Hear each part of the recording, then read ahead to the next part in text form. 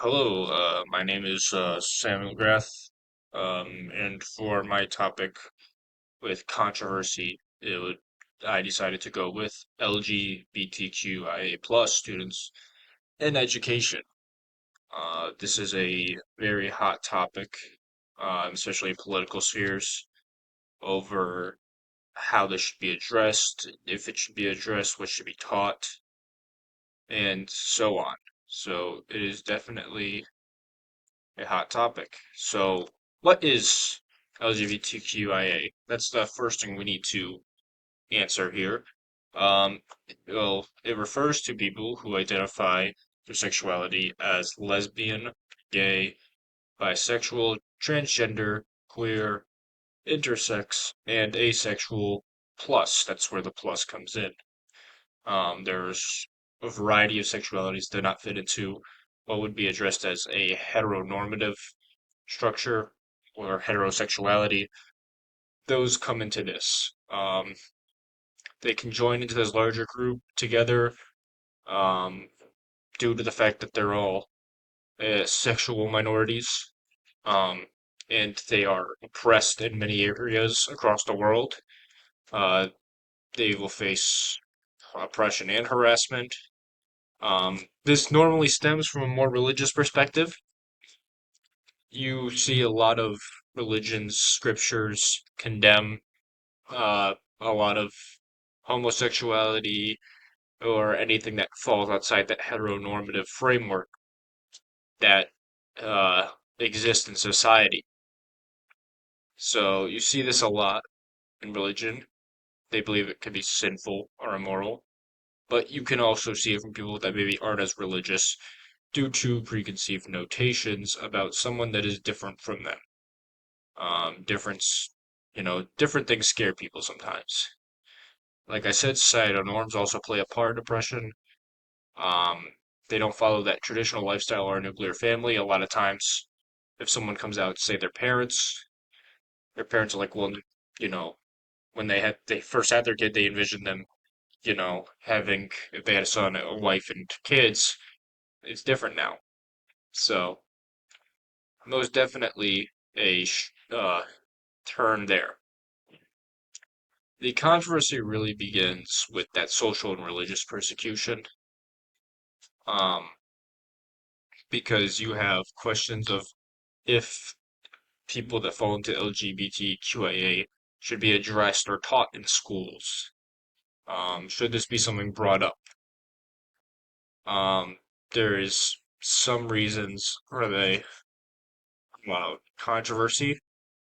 There's accusations of grooming, as it is more popularly referred to, or of trying to change students' minds on uh, their sexuality by school faculty that attempt to turn students into this group. This has become a recent debate in politics. It is spearheaded by religious and conservative members of America. Uh, when, asking teachers personally about teaching gender identity and sexuality in school, 65% of elementary school teachers said it shouldn't, 45% of middle school teachers said it shouldn't, and 35% of high school teachers said it shouldn't. Now, this, of course, makes sense why you see this trend from higher in elementary to lower in high school, because at that elementary level, of course, you're not going to want to teach as much into that as you would by the time someone is 16 or 17 years old. However, on the other side of things, LGBTQIA people have a right to exist and are legally allowed to marry in America. And if this is the case, should they not be addressed in schools so that they understands that they're different and be more accepting towards that difference? Um, and this shows how certain abuse statistics and happen. Like studies show that 1 in 3 gay men aged 15 to 22 will partake in illegal drug use, and they cite partially or mostly due to the lack of acceptance for who they are.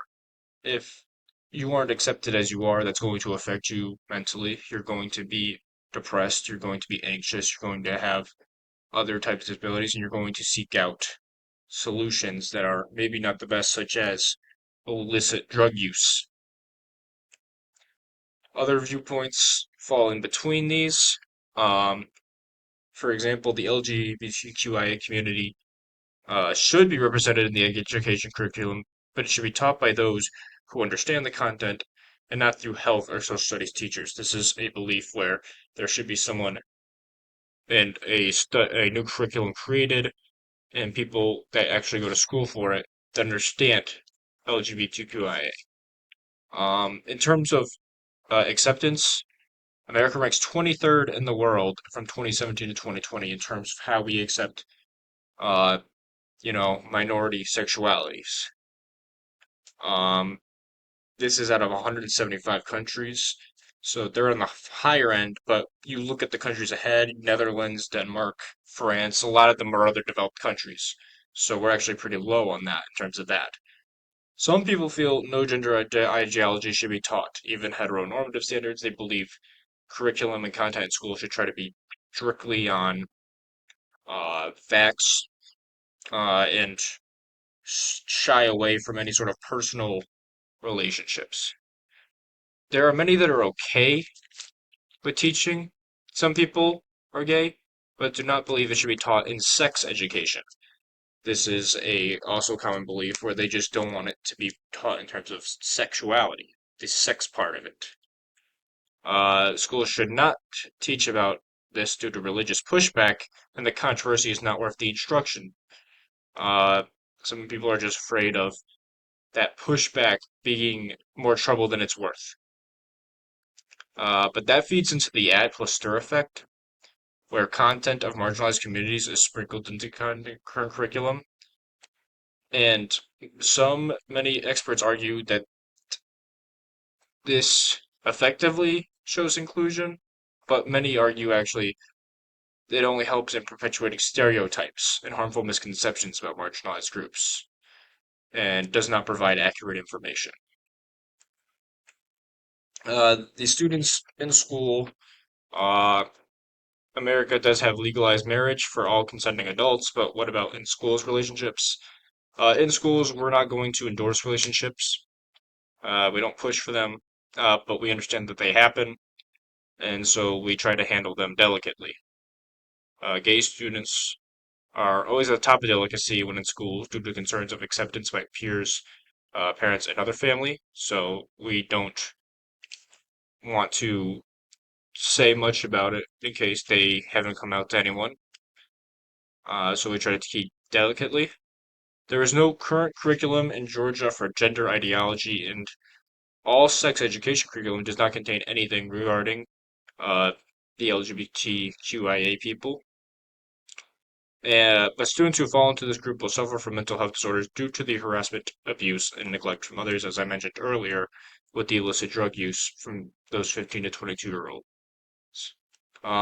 It's estimated that 35 to 45% of LGBTQIA youth have attempted suicide, while over half have considered it. That's a pretty alarming number, almost 50%. For me personally, my convictions, I believe that oppression, abuse, and harassment of these people and the community is due to the lack of representation and the misunderstanding of them that comes from not talking about them enough.